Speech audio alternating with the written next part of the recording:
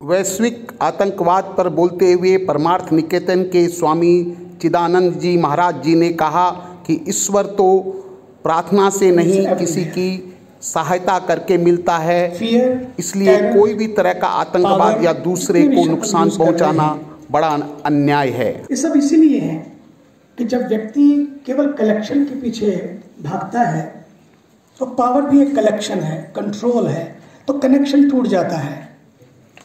और जिसका कनेक्शन टूट जाता है ना तो उसका कलेक्शन रह पाता है और ना ही वो जीवन को करेक्शन के रास्ते पर ले जा पाता है। कुरान जिसकी बात आज आपने की, बहुत गलत गलत अर्थों में उसे कई बार पेश किया गया है और मैं भी सुनता आया हूँ, लेकिन जिस तरह से आप अर्थ बताते हैं, अगर इस तरह से अर्थ बताएंगे तो काश मुसलमानों को भी एक रोशनी मिल सकेगी जिसकी आज इसकी ज़रूरत है।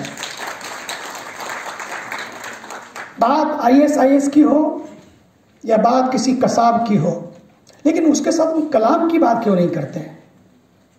केवल कसाब की बात क्यों होती है? तब तक कुछ लोग कब्जे करने की कोशिश करते हैं जिसकी बात जिहाद के नाम पर की जाती है। जिहाद, जैसा कि अभी आपने सुना, जायदाद इकट्ठी करने के लिए नहीं है कि मैंने जायदाद इकट्ठी करूं इसलिए मुझे जिहाद करना है। किसी कलेक्शन के लिए नहीं था, वो तो इसलिए था कि मैं कम से कम अपने को उससे जोड़ सकूं जिसका मैं हूं, जिससे मैं जुड़ा हुआ हूं और जिससे मुझे जुड़ना चाहिए। आज से जिहाद के अर्थों को सही परिप्रेक्ष्य में समझाने की आवश्यकता है और काबिल एहतराम आरिफ मोहम्मद खान साहब ये काम आप बखूबी कर सकते हैं। मुझे तो लगता है कि गवर्नरों के पद तो एक सीमा के लिए होते हैं, समय की सीमा में होते हैं, लेकिन आप इस देश के एक ऐसे गवर्नर बन सकते हैं जो पूरे विश्व को एक गवर्नेंस की सही दिशा दे सकते हैं। मुझे याद है कि मैं बहुत छोटा था, बड़ा अच्छा किया आदरणीय माननीय इंद्रेश जी, कभी कभी मुझे लगता था कि मार्गदर्शन मंडल में मुझे रखा, लेकिन मुझे लगा कि आज मुझे उसकी सार्थकता समझ में आती है। इंद्रेश जी के साथ तो एक ऐसा संबंध है, वो एक ऐसे संत हैं, उनके जीवन को बड़े करीब से मैंने देखा है।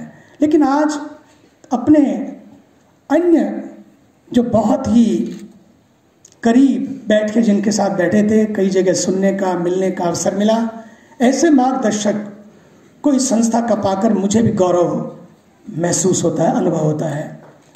अच्छा है, बहुत सुंदर बात। एक बात। दूसरी बात, मैं बहुत छोटा था, मुझे इस रास्ते पर आने का प्रभु ने अवसर दिया।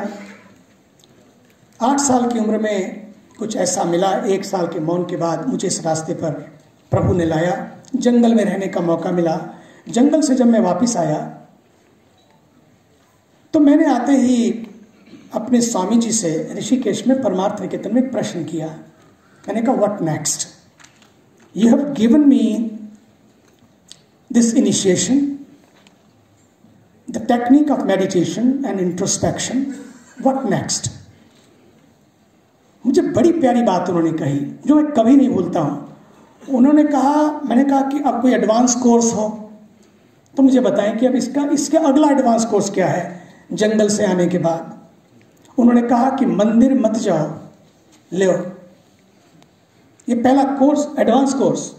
मंदिर मत जाओ, मस्जिद मत जाओ, तब नहीं कोई मुजायका है, किसी जीव का दुख हर लेना, ये घर खास खुदा का है। मंदिर ना जा सको तो चलेगा, मना नहीं करता हूं, इसको मान मत लेना कि अब चलो अब छुट्टी मिल गई, मंच से छुट्टी मिली। मन में तो कई बार आता था, यार ये क्यों, क्या जरूरत है, लेकिन अब तो मंच ने कह दिया, जंगल में जिसने जीवन जिया उसने कह दिया, ये एक्सक्यूज नहीं बना लेना। कभी ऐसा लगे कि मैं परमात्मा की इबादत के लिए, उसकी प्रार्थना के लिए समय ना निकाल सकूं तो कोई बात नहीं, चिंता नहीं करना कि he is going to get angry with you. अगर वो एंग्री होते ऐसे तो परमात्मा नहीं हो सकता हो, जो केवल आपकी इबादत पर ही जिसकी जियारत चलती हो। इबादत तो अपने को शुद्ध करने के लिए है, इबादत तो ना शो है ना शोर है। इबादत तो खुद के अंदर शांति लाने का एक प्रयास है, और सच तो यह है कि वो प्रयास से भी नहीं मिलता, वो तो प्यास से है। जिसके अंदर वो प्यास जग जाती है तो कनेक्शन जुड़ जाता है। एनीवे, तो उन्होंने मुझे कहा कि ये पहला सबक है किताबे खुदा का कि मखलूक नहीं, मंदिर मत जाओ, मस्जिद मत जाओ, तब नहीं कोई मुजायका है, किसी जीव का दुख हर लेना ये घर खास खुदा का है। ये जो मानवता की बात है कि किसी जीव का दुख हर लेना, किसी की पीड़ा को हर लेना, किसी के काम जो आए उसे इंसान कहते हैं। कोरोना ने दिखा दिया केवल कमाना काफी नहीं है, बल्कि किसी के काम आना बहुत जरूरी है। ये कोरोना ने दिखा दिया। हाथ नहीं दिखाने पड़ेंगे, सोच को बदलें तो सितारे बदल जाएंगे, नजर को बदलें तो नजारे बदल जाएंगे। क्या क्या बदलोगे? मुझे याद है पूज्य पास स्वामी अखंडानंद जी महाराज, बड़े फकीर, अजीब सा, एक ऐसे कि जिनको सुनने के बाद आपको फिर ग्रंथ नहीं खोलने पड़ते, वेद नहीं पढ़ना पड़ता, वेद का सार। जब वो बोलते थे, मैं उनको रोज प्रतिदिन वो गंगा किनारे रुकते, परमार्थ निकेतन में प्रवचन के लिए आते, तो मैं उनको लेकर आता। तो रास्ते में गधे भी थे, घोड़े भी, छोटी सी गली, अब तो थोड़ी 10 फुट हो गई है उस स्वर्गाश्रम वाली गली, उसमें तो 6 फुट थी।